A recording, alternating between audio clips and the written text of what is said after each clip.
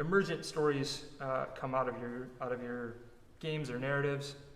I did a talk about a week ago on emergent storytelling, so if you want to check that out. And if you go to install on the yarnspinner.dev website, it'll give you some instructions on how to integrate Yarn Spinner into Unity. So what I'm going to cover right now is the Unity Package Manager means to install the package. That's probably the easiest, and it's the one that they recommend. There are some additional ways to install the package, but I'm not going to get into that. If you want to do something differently, they have all of the options on this installation page on their website. So going back in, I already have it installed, but I'm going to walk through really quickly just for anybody that might be watching on the stream. Essentially, all that you need to do is, once you have a Unity project open, which you can create through the hub if you haven't done so already, you will go to Edit, and you will go to Project Settings, and then in this list over here on the left-hand side, there should be a package manager option. And if you go to Package Manager, this will be blank for you. So it'll look something like, well, it's not letting me delete it, but these will all be blank. And what you'll want to do is you'll want to put in the fields that I have here. And this is on their website, setting up the Open UPM registry in your project. They give you these 4 steps down here, which are really what you care about for Unity.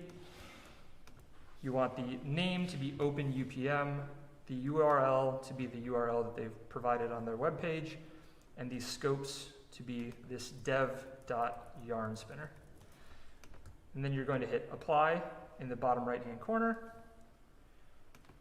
and it should save, and it'll do, there'll be a loading bar for a second. And that just prepares the package manager to allow you to actually download Yarn Spinner. So from there, once that's done, you'll go to Window, Package Manager,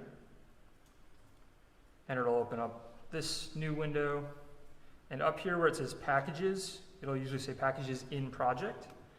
If you click that drop down, there should be a My Registries selection. And that selection might take a second to come up. Sometimes Unity can be a little slow with that. But you should have the option to install Yarn Spinner now. So down here, for me it says Remove, but for you, if you don't have that set up, it should say Install.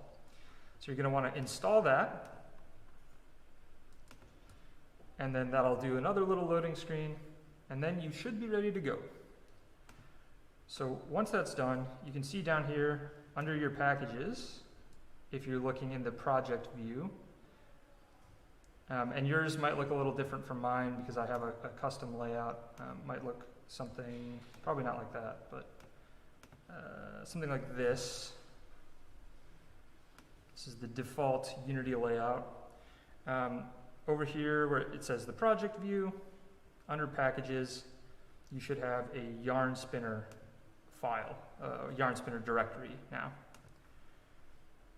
And if you go in here and you look under prefabs, you'll see you've got 4 different prefabs here. I'm not going to get too much into the Unity stuff because hopefully we shouldn't have to touch too much Unity today. But if you're not familiar with prefabs, they're just a way to save objects, and you can drag and drop them into your hierarchy, which is this little window over here. You can do something like that.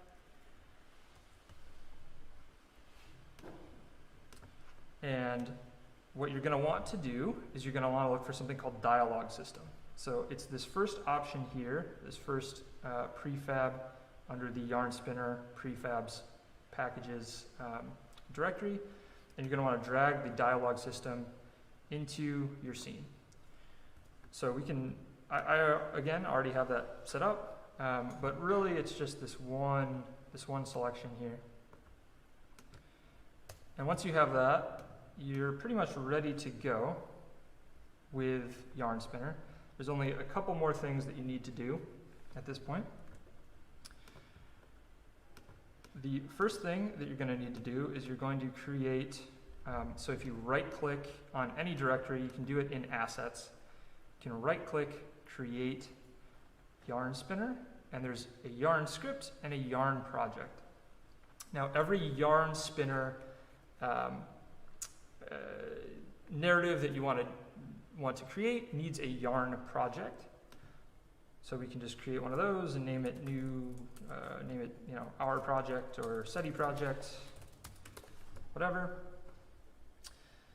And then with that, you also need a yarn script. So if you do the same thing in Assets, right-click, create yarn spinner yarn script,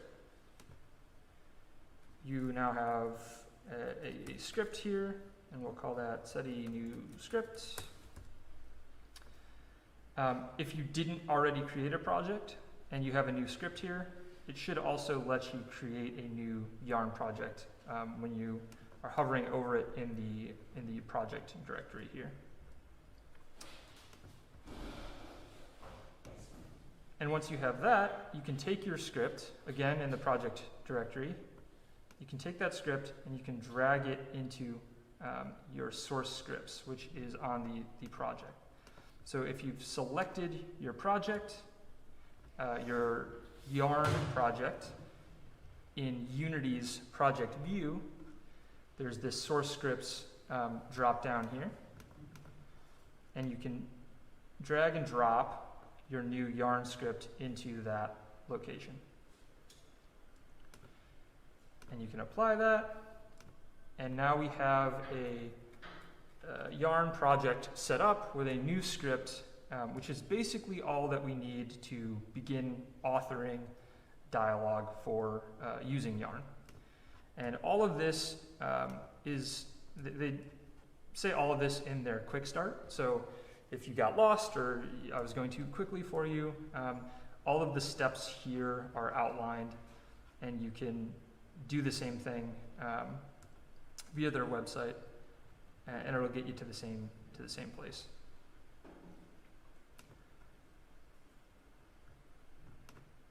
So once we have that set up, we should be able to just double click on the script, and it'll open yarn, or it'll give you an option to open yarn in your preferred text editor. I would recommend using Visual Studio Code for a few different reasons, which I'll show you right now. If you don't have Visual Studio Code installed, you can just Google Visual Studio Code, and it's available on Microsoft's website. It's a text editor, a code editor that is pretty lightweight and has a lot of nice options, especially for Yarn as a plugin. It's completely free, correct? And it's completely free. Yep. But also be careful to get Visual Studio Code and not Visual Studio. Yes. Be careful to get Visual Studio Code and not Visual Studio, because Visual Studio is a totally different beast. You could edit yarn scripts in Visual Studio if you wanted to. You could do it in any text editor. You could do it in Notepad. But there's a few good reasons to use Visual Studio Code specifically. Yarn Spinner has some built-in tools using Visual Studio Code that you can install that'll help you author your content. So once you have Visual Studio Code open, or your preferred text editor, you should see something like this. So all it is just 5 lines here, a title, which is the title that we named this file, SETI new script, tags, and these 2 sets of lines here.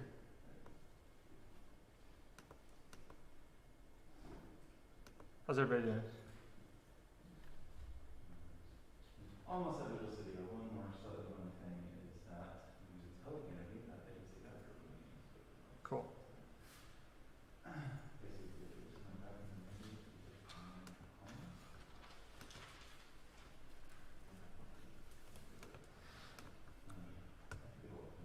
So with Visual Studio, one of the nice things that it has is it has this extensions marketplace. And if you search Yarn in it, it has the Yarn plugin here. And if we install that,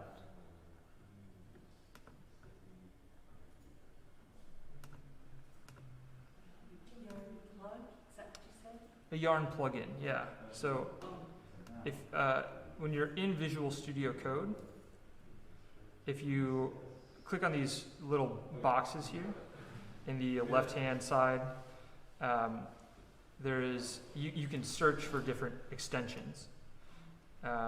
So this extension is called Yarn, just the name of the tool that we're using. And it'll give you an option to install right down here once you search it. This is just the text editor that you use to add text, and so we're just going to add this thing. So are there multiple Yarn extensions? There's only one true Yarn extension. So there are some others that are, fan-made stuff, but the Yarn, just the one that says Yarn, is the true extension. Oh, weird. So the one that says Yarn Spinner down below is I believe that's their old one for their version 1.0. I got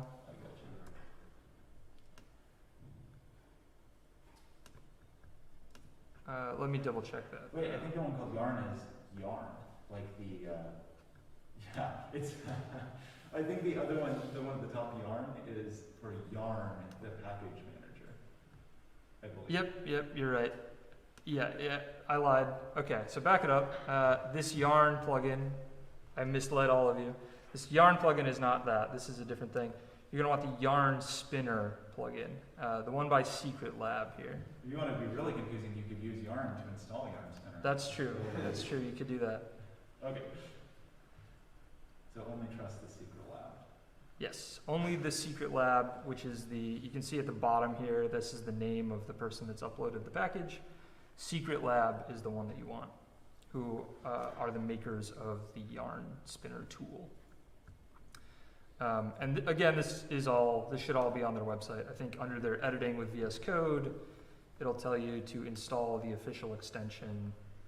Yeah, so they even highlight it, a big bold red circle here. Yeah, not the one above it. Not the one above it. I think they might even say specifically not the one above it. So. That has 176,000. Yes, that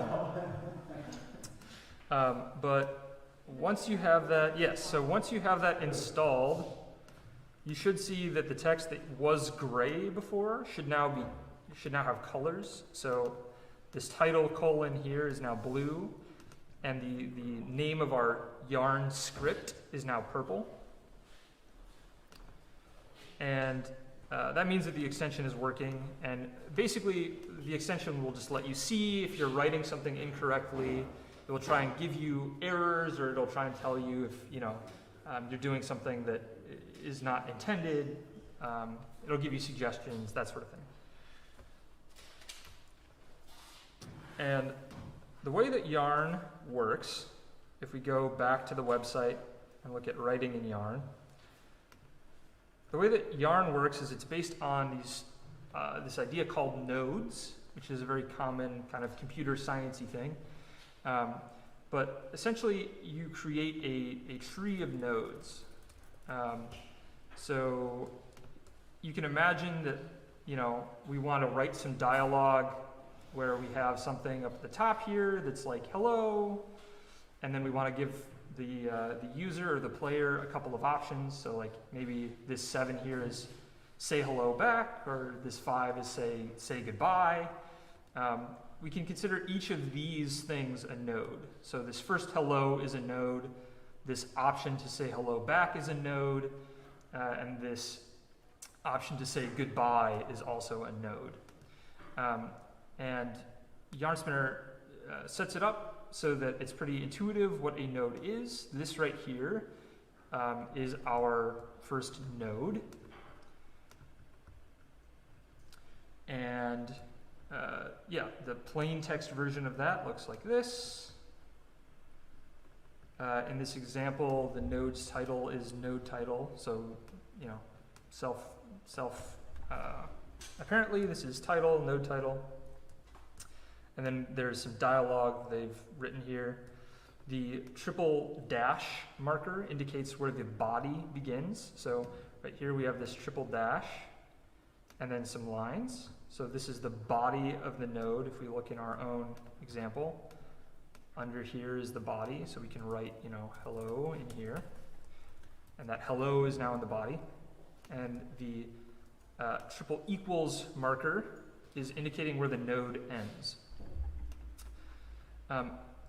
So what you can do is you can basically author whatever you like inside the body of the node, and those are called lines in the yard spinner parlance. So each one of these is a line. This is an example from a game called Night in the Woods, which was a pretty popular game that used yarn spinner to make all of the dialogue in the game. So this little character is called May, and you can see here that they're going through these lines of dialogue.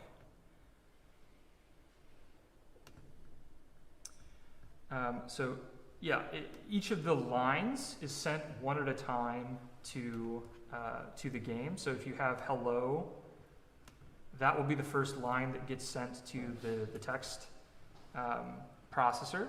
And if you have something else here, that will get sent afterwards, and on and on for each line that you have in the body of a node. And the other really, really important thing to note about Yarn Spinner is that you can insert options for things very easily. And that's indicated with this arrow that it shows here. So if you wanted to, start with, let's say this has hello, and we want to say hello back, we can do that. These colons, Sorry, could you make your text size a little bit larger? Yeah. Great. Is that easier to read? Yeah, that's cool. So when we indicate that somebody specifically is saying something, we can name it with this colon.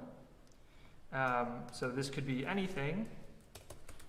In this case, we're just going to say it's the computer saying hello, right? And so now the computer is saying whatever the text is that comes after the colon here. And let's say we want to have an option to say hello back. We indicate that with an arrow. So we could have, hello, or we could have goodbye. So I'm going to save that, and we're going to try and see if that is working. So with our dialog system in our Unity scene, we should see this box on the screen. If you don't see that, you might need to revert anything. So if your dialog system has any changes or something else has gone awry, you can always start over in a new scene. That's probably the easiest way. But if we run this, nothing should happen. And the reason that nothing happens is because our dialog system prefab doesn't have a yarn project associated with it yet. So if we go back to our project view here, and we look in the assets folder where we created the project earlier, and we drag and drop that project into what's called the dialog runner here, where it says yarn project. You should just be able to drag and drop that right there, and we can try running it again. And we still see nothing. That is not what I was expecting. So let's go back and look here. Right, so we also have to name the node, the first node, what is appropriate for the dialog runner, for this, what's called a Unity component. And so you'll see here it says start node. And that start node has a string here. So this could be anything, but start is fine. So if we go into back to our script, let's change the title from the name of our script to start. And we'll save that, and we'll go back here, and we'll try and run that again. And we still see something. Okay, so for whatever reason, the Yarn project got lost. Sometimes that happens. Sometimes Unity decides to delete things for no reason. Now, once we have that Yarn project in there, and we have the node that we've, the name of this node, this start node, whatever this is named to, matches the title, the name of our first node here, we should see some text on screen. And so we have the name that we assigned, computer, right here, saying hello. And if we press this continue button, here I'll maximize this. We have this continue button down here. If we press continue, it'll show us our two options. So hello or goodbye. Now, because there's nothing else that comes after this, there's no other options or, there's no other text, there's nobody saying any other dialogue. If we select either of these, it'll just go to nothing. Because this whole tree, we don't really have a tree yet, but this tree of dialogue after either of these options has been exhausted, and so we just hit this end. So once you reach the final triple equals in your script, no matter how you get there, once you've reached that final one, that's it. That's the end of the dialogue. So there's a lot of things you can do based on this. So a pretty crucial thing to understand is the jump command, the jump syntax, I should say. And it looks like this, these two angled brackets with jump, and then two closed brackets. And jump allows you to jump to another node. So if we look here, you can see that they have something similar to what we've set up. They have a title, they have this person called companion saying this introductory line, hey there, what do you feel like doing today? And then the player can say, oh, I want to go swimming, or I'd prefer to go hiking. And then it has this command here that says jump swimming. And down below, you have a title swimming, and you have another title hiking. So these are both nodes. This is the swimming node, and this is the hiking node. And these have different options and different dialogue that you can continue on. You can continue your story in two different directions. So if we wanted to do something like that, we could copy and paste this little start here. And we could call this, the hello node. Make sure that it has a closed 3 equal sign here. And we could have another one that is the goodbye node.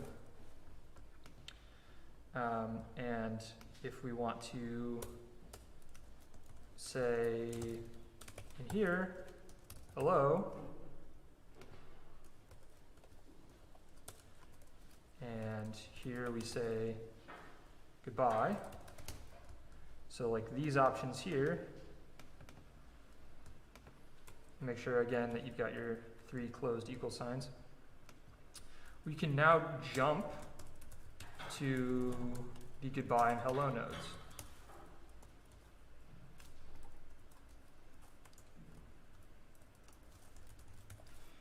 So what this will do is when you select this hello node, when you use this option, the arrow option, to select this hello node, you will jump to hello, which will take you to this node, and we'll have our line of dialogue where SETI says hello. And the same goes for goodbye. So let's make sure we save that, and we will go back here. So this is our initial computer hello saying hi to us. And if we continue, we can say hello, and this will take you to SETI hello. You'll notice that there was no goodbye option there. And we can take a look at why that is. So it looks like we probably need an indent.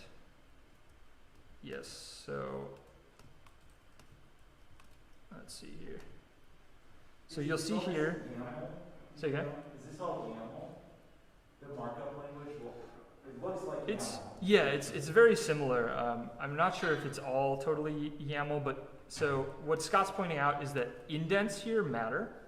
So you see how I had the arrows indented previously? These here are indented. That actually is what's causing this little bug here. So if we unindent those, and we make sure that these are both indented here, essentially what that does is it scopes, or it makes these specific actions contained to whatever is above it. So when you indent, this jump hello now belongs to this like hello option. So you could have other things in here. You could, say, you could have SETI say, I'd like to say hello. So this is one line. And then what would happen is we would jump to hello. We jump to this node, and then we would say hello. So we'd have this line process first. It would say this first, and then it would go down here and say this. So let's try that with the indents fixed, and we can take a look. So we have hello. Now we have both of our options here. And we can say hello. So this is our first line, I'd like to say hello. And then our second line are actually saying hello. And we can continue, and then that's it. So that's, the very, very basics of what you can do with Yarn. This is, already we have branching nonlinear dialogue, where once we reach hello, that's it. There's no way to get to goodbye. There's no way to get to this node once we have, said hello here. So there's two different ways we can end our very tiny story here. And obviously you can imagine that this can get very complex very quickly. So let's look at a slightly more complicated example that I already had prepared. I'm going to load that up here.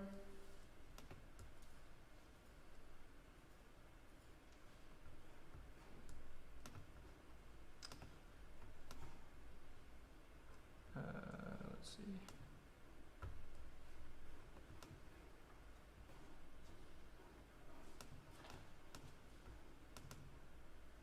Oh, well, I might have overwritten that.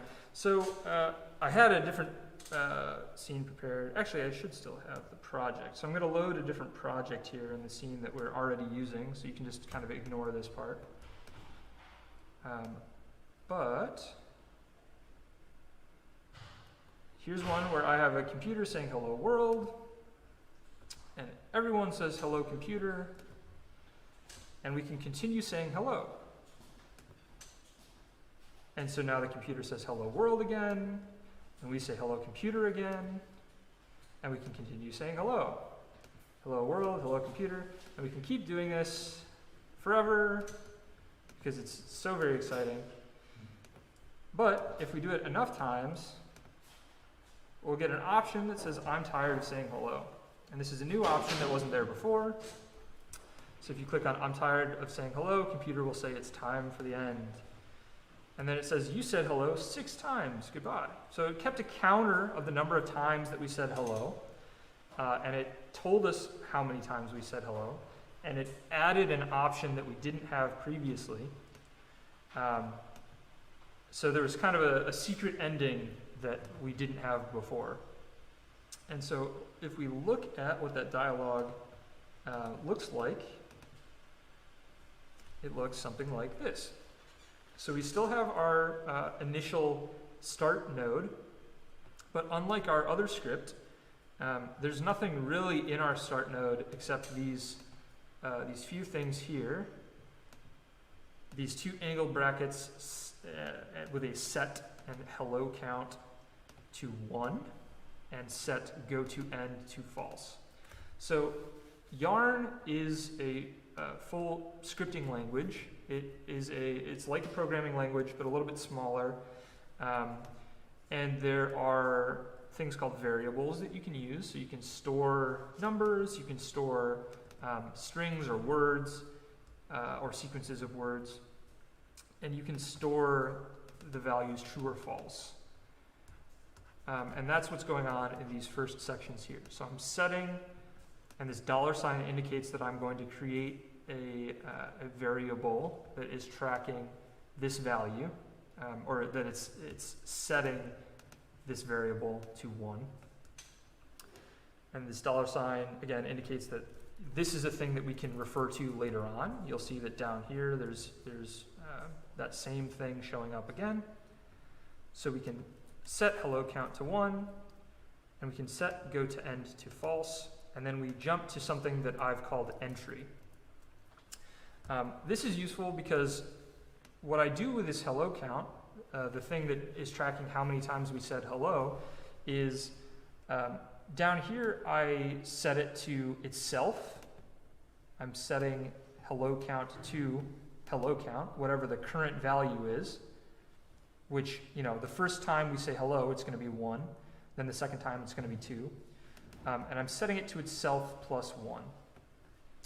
So hello count is, we can kind of say it says 2, but we could imagine that this is, equals hello count plus 1.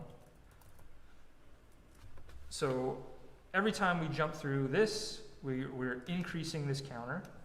And you can see that after that, after this option, this arrow option to continue saying hello, where we increase the counter, I also jump to the very beginning. I jump to this entry point,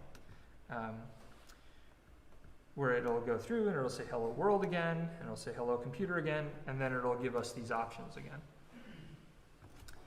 Now, the way that I handled this little secret ending where it says I'm tired of saying hello is with this if statement here. So an if is just a conditional way of making something happen.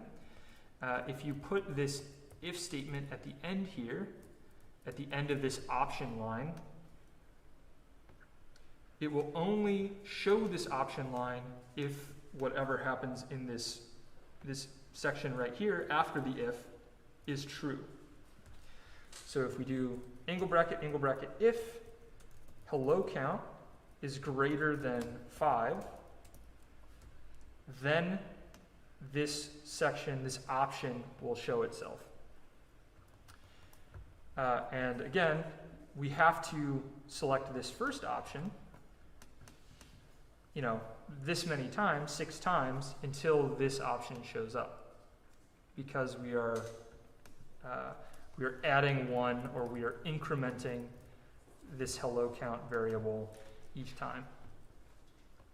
Does anybody have any questions about that, or does that make sense? That's the craziest thing I've ever seen. Out of every programming language I've ever seen in my life, I've never seen the conditional come after the conditional code.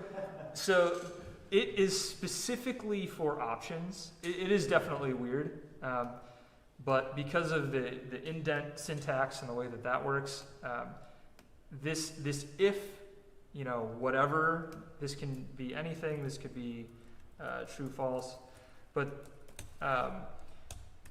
specifically having this if statement after the option is just for the options. Normally, it would look something more like this, where you have an if statement first,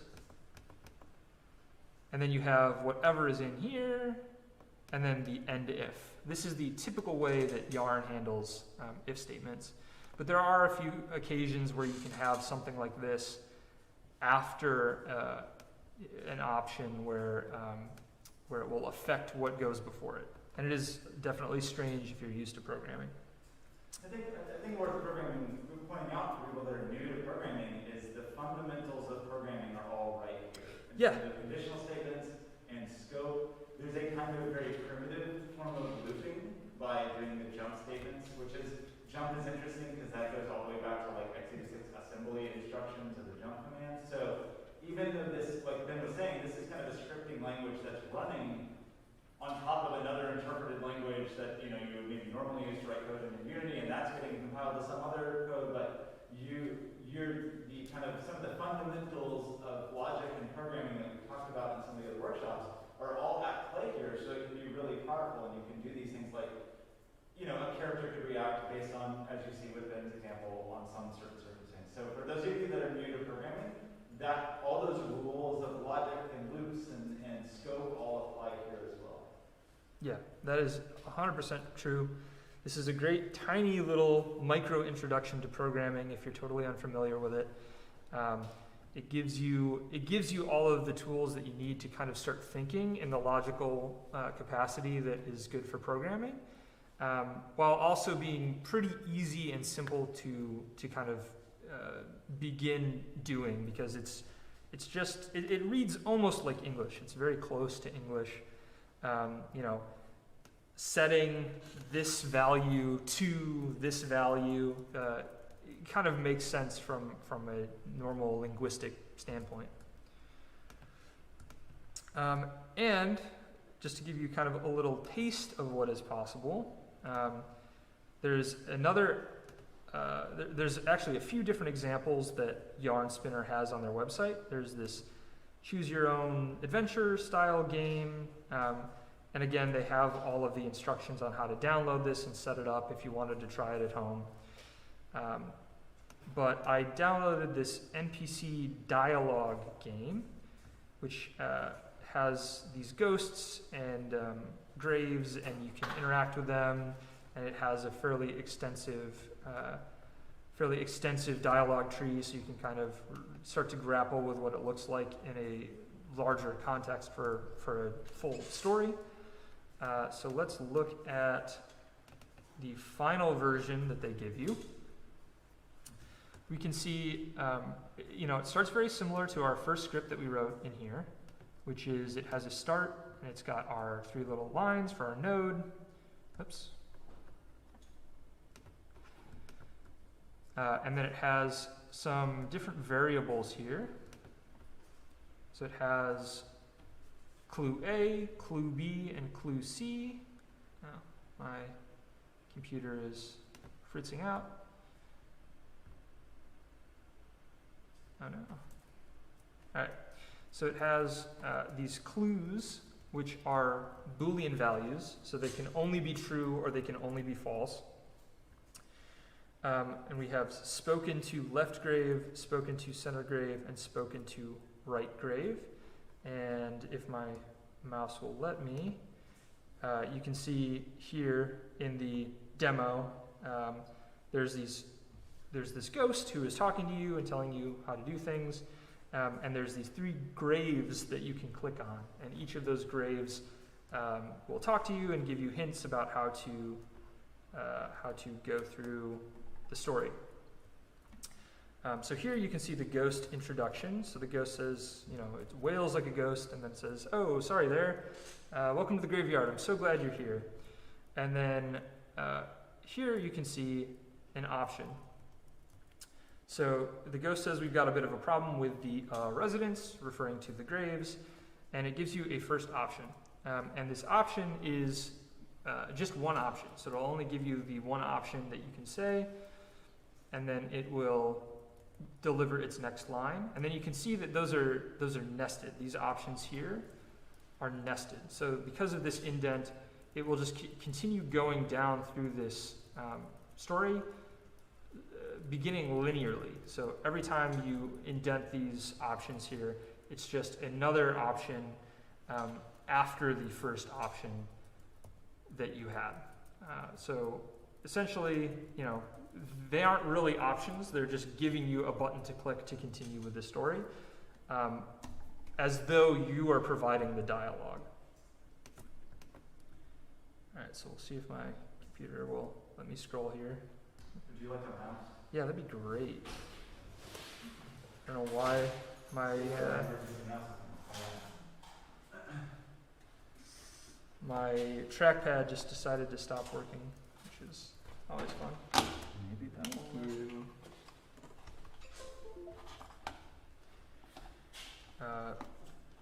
Yeah, so we have this initial start, which is all completely linear, and we can actually look at that if we go to the scene that I have already downloaded. Cute. Yeah. So there's our ghost wailing. There's our ghost saying, "Oh, I'm sorry, welcome to the graveyard. We have a bit of a problem with the residents."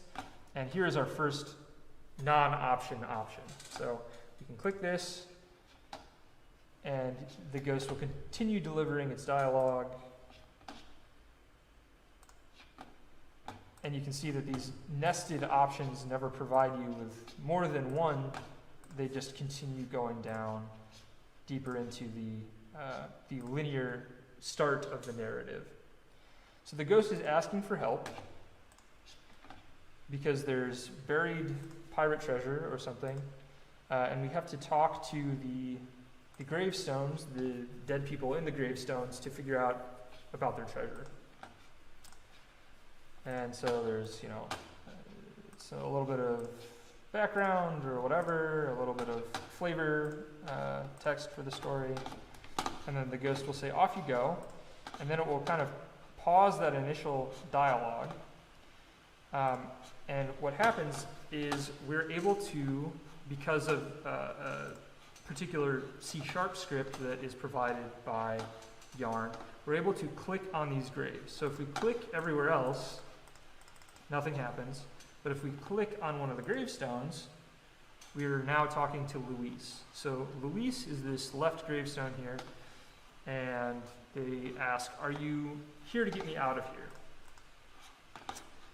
And now we have two different options. So if we go back to our Yarn text and we search for Luis, we'll see that we have this left grave Luis node, and we have this first set of options.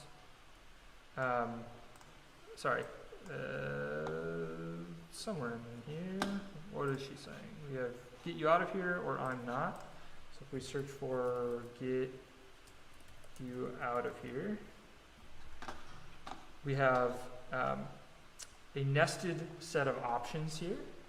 So this is one kind of, a few parts are linear. So we have a few pieces of linear dialogue that we can input before you get to another set of branching options, because these two are on the same indented line. And we have "I'm not," so we have, these sets of dialogue inputs, and then we have these sets of dialogue inputs, all the way down to here. And these branch, to two different conclusions. So you'll see if we look at the "get you out of here" line, it's just some text. There's nothing else happening there. But if you select the "I'm not" line, there's this if check.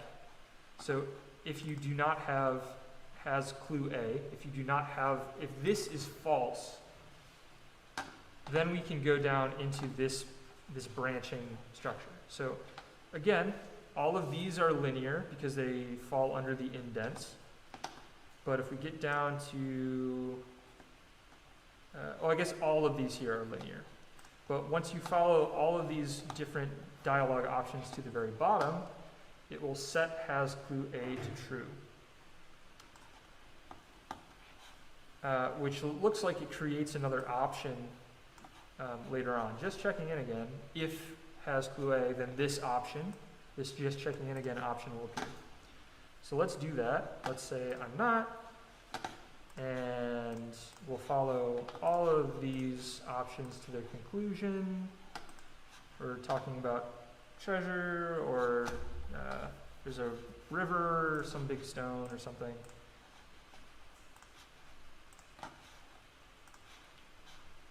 Yada, yada, yada.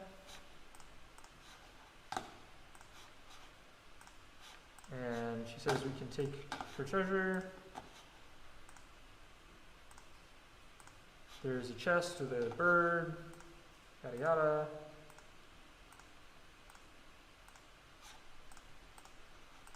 More flavor texts.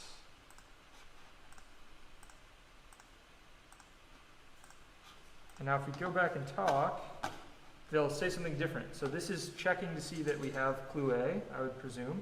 It says back again, still want to try and get me out of here. And now we have this just checking in again option. So this is an option we didn't have before, and presumably Luis will retell us about the treasure that we have here. And I think this is just repeating the lines that we had before, or some of the lines. So you can see how once we have branched, once we have set this has clue option, this has clue A to true, now we can, generate new content based off of that option. And it looks like there are other ways to manipulate that. So this happened to be the case that once we have changed has clue A to true, has clue A also affects Luis's dialogue.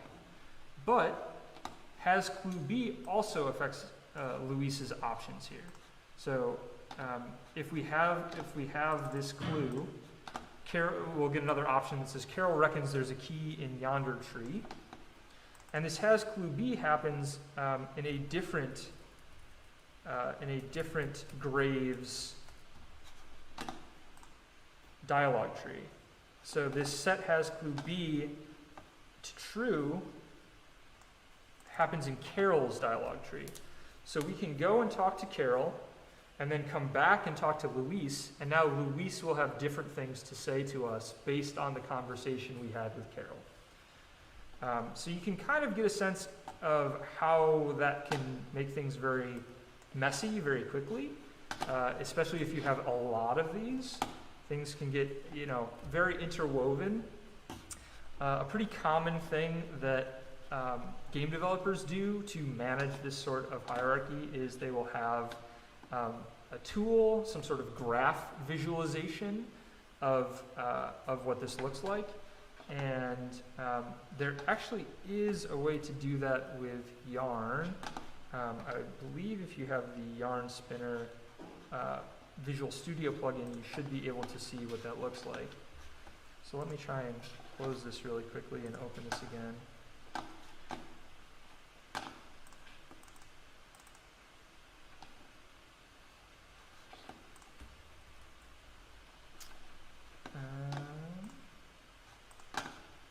There is,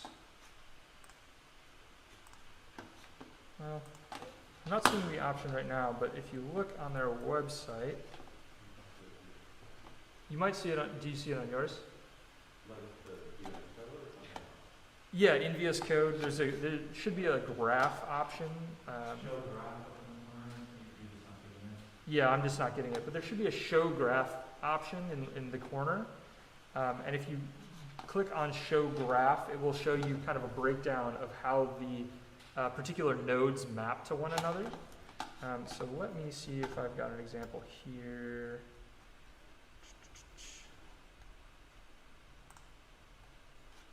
Yeah, so you should see something like this. So you should have an option where it says, open graph, and then it will open a graph that shows you how those nodes map to one another. So here is a version that says start and end, and it has an alternate ending, and it'll basically show you where your jumps will take you. You can also, it has some extra features like you can create new nodes and you can jump to nodes. So it's not very feature rich, but it does give you some options for visualizing how these things look. Another common practice that game developers use is they just have a big spreadsheet, and that's spreadsheet in Excel or Google Sheets or whatever, and they track their different dialogue paths that way. So one of the recent games to do that was Disco Elysium, which had very big sprawling dialogue trees with dozens of characters and these huge branching stories. They did everything just based in Excel and tracked everything via cells. I was going to ask you if you've heard of Twine? Yep. Yeah, and I should preface, well, a little late for that, but I should have prefaced this by saying Yarn is definitely not the only tool and not the only free tool. There's a ton of different options. They just mentioned Twine is a great example. Unity actually has something, there's an asset called Dialog System for Unity by a publisher called Pixel Crushers. So this is available in the asset store that allows you to create actual trees of dialogue. So you can see here that the nodes that we're writing in Yarn are actually visualized. This is the tool that Disco Elysium used to make their dialogue. It costs money, which is why I am not using it today. It's like $85 or whatever, but it integrates pretty seamlessly with Unity and has a bunch of nice features that you would expect from an $85 product. But the nice thing about things like Yarn, and I think Twine might even have a Unity plugin as well. I wasn't sure because I know that Twine is built for doing it with like HTML, and so I thought that maybe it would work as a planning. Yeah. You can edit the text like on the nodes, like what you were talking about that you couldn't do in Unity with Yarn. Yeah. So I was thinking if it got more complicated, you might want to plan it in there, but then you have to copy and paste it and move it over into the format of Yarn anyways. But if it has a plugin, then that would be great too. Yeah. So yeah, there's a bunch of different kinds of plugins. Twine, I think is predominantly web-based or HTML-based, but there's a lot of different options. I think Yarn even has some options. So if we look in the window, Yarn Spinner,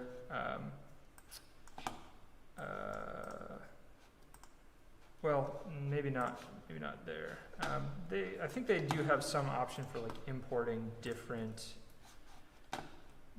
things from other tools. Importing Yarn files. I don't know. The other tool that I mentioned, the Pixel Crusher dialog tool, has options to import. I think Twine, Yarn, a bunch of other different options. It has an option to import those files and generate the dialog tree that it knows how to create based on those files. So lots of different options. Yarn is not the only one, but I think Yarn is a pretty good example of an introductory set of tools to get into this sort of narrative mindset. It's very easy to get started, and it's very easy to start writing branching paths so that you can kind of get a sense of how this would work. It might not be the best tool to make something really, really large, but again, there have been, very popular, successful games made with this tool, probably with some modification by the people that were working on the game, but it is a great place to start. And then the last thing that I want to talk about is just the fact that the website has a lot of tools to kind of get into the nitty-gritty. We talked about nodes and options and variables and these sorts of things, but you can go deeper and make more customization if you are familiar with programming. So there's ways to mark up your text, these things called attributes that allow you to name and then prescribe values to particular areas of text. So the example that they give here is wave, and you can apply that to this word hello. Similar to HTML markup or any other markup language that you might have used. You have an open bracket wave and then a closed bracket wave, and you can even apply some properties to that, I think. Yeah, so like here are some properties. So wave, where you have a size equals 2, and then a closed bracket wave. And this allows you to take particular sections of the text or of a line that you're giving to the dialogue runner and to the dialogue system, I should say, and do something with that particular area of text. So maybe you want to color this red, or you want the letters to wave up and down or something. You can take this attribute and modify only the area of text that has this wave attribute.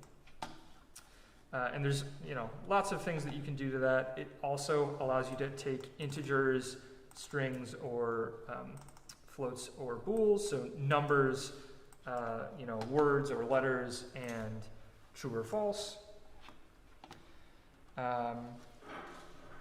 There are commands.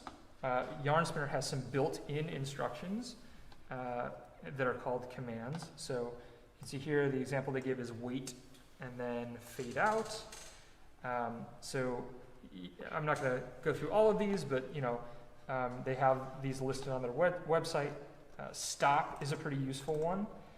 Stop immediately ends the dialogue as though the game had reached the end of a node. So this is kind of like a termination thing. So if your player does something or says something really, really mean to a character and it breaks all of the dialogue, you can just stop the conversation where it is. Or if, let's say, the example that they give is if you have some money and your money is less than 50, the shopkeeper says, "You can't afford my pies," and then it just stops the conversation immediately. So commands are kind of built-in ways to do that, and then functions are ways that you can define to modify Yarn scripts from C#. So if you're in Unity and you want to define your own custom functions, you can do that as well. And again, they have that all listed on their website. There's this commands and functions section where it talks about defining specific commands and defining specific functions and how that works. Once you get into the C# side of things, which is what Unity runs on, you can really start to mess with all sorts of properties, including how the dialogue is delivered. So in that example that they showed, that little clip that they had in here, let's see. Yeah, this one. You can see that the dialogue doesn't show at the bottom of the screen. It shows as a little text bubble above the character's head, as though the character itself is saying those words. Once you get into the C# scripting aspect, you can start messing with those things. The text looks different. It prints at a specific pace. There might be audio that plays along with it. There's all sorts of options that you have once you get into the C# scripting side of things that you wouldn't have necessarily just from the Yarn scripts. But again, the Yarn scripts are a good place to start if you're not familiar with programming, and maybe you can take some of the things you learned from the Yarn script and apply that to C# and broaden out from there. So that's basically it. That gives you all the tools you would really need to be able to create some branching dialogue and some branching stories. So the only thing I have now is if you have any questions or if there's anything you want to try and make, we can do that. Otherwise, we can just end the stream and chat and play around.